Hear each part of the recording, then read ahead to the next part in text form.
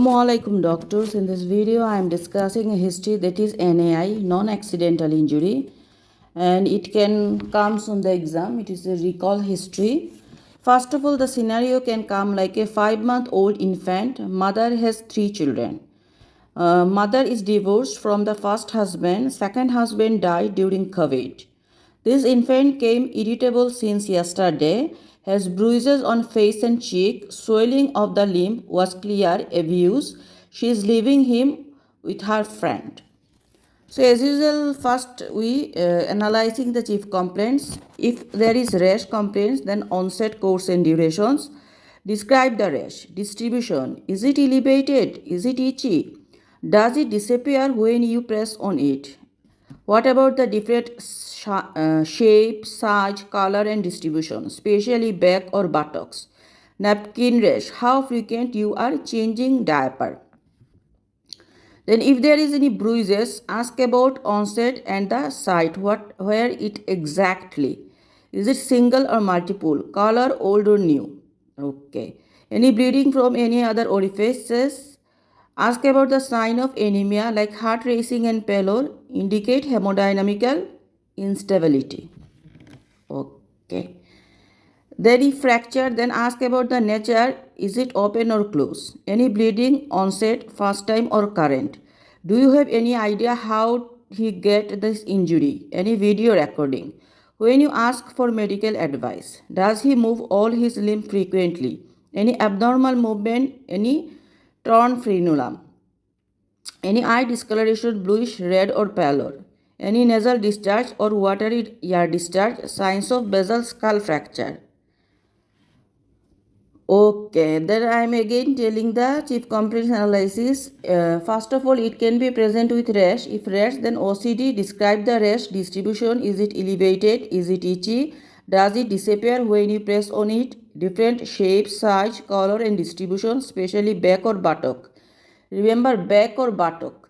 Napkin rash, how frequently you are changing the diaper. Then if bruises, then ask about the onset and the site, where it exactly the bruises. Is it single or multiple? Color, old or new? Any bleeding from any other orifice? Ask about the sign of anemia like heart racing and pallor, indicate hemodynamical instability.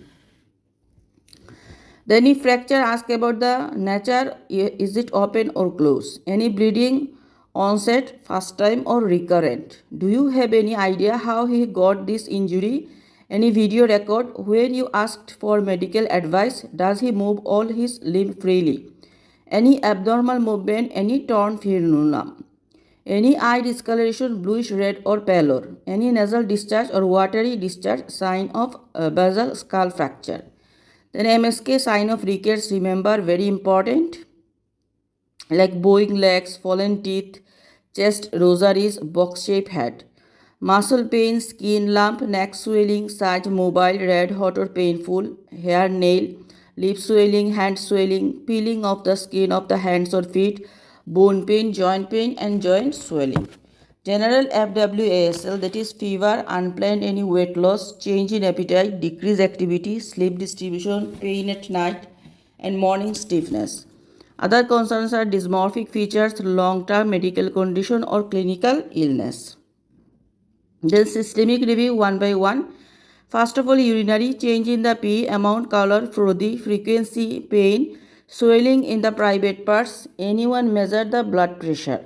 JIT about the tummy pain, tummy distension, recent change in poo, mouth ulcer or any cuts. CNS about headache, morning vomiting, facial asymmetry, curving of the back, unusual gait, unusual movement, mood change, eye deviation, unusual features in eyes, any concern about vision, hearing and speech. CVS about the awareness of the heartbeat, heart racing, intolerance to exercise, easy fatigability and blood pressure.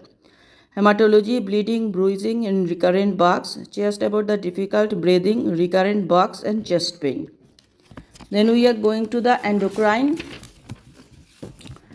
and past history. Endocrine, is there any hot or cold intolerance, any swelling in front of the neck? Past, very important, 5T IOA, history of any fall or trauma, very important, fall or trauma, it can be a DD. History of travel, previous admissions, previous fracture, is he taking vitamin D supplements. Okay. Then perinatal, any medical condition of medicines taken during pregnancy, screening for DDH, developmental dysplasia of the hip, any bone deformity that needed treatment. Puberty only if relevant, vaccination up to date, any extra vaccination, allergy to medications or food.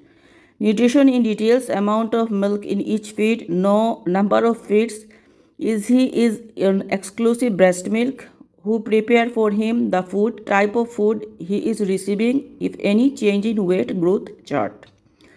Development in details, 4 domains, loss of any skills, family history of similar condition, any consanguinity, family dynamics, age of the parents, does anyone of the family registered in the social services, anyone receiving alcohol or drug. So very important asking that, does anyone of the family registered to the social service, anyone receiving alcohol or drug. Then social access to hospital, income, financial issues, any insurance. Home, old or new home, very important, aeration and exposure, who is helping you to take care of him. School, the type, absence and the performance. Psychological or impact, how does this condition affect the family?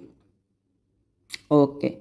So DD, I am telling differential diagnosis. First DD is NAI, then it can be rickets, it can be neglect, osteogenesis imperfecta and immunodeficiency. If rickets, we find the wrist or knee joints, head size, tummy distension, sun exposure, calcium and vitamin D supplementation. Neglect, from the history we can understand. Osteogenesis imperfecta, there is bone deformity, hearing concern and device in the brain, also bluish sclera. Eye color we will ask.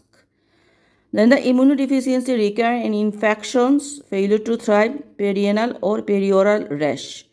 So this is immunodeficiency, osteogenesis imperfecta, neglect and rickets. These are the DD of NAI. Thank you.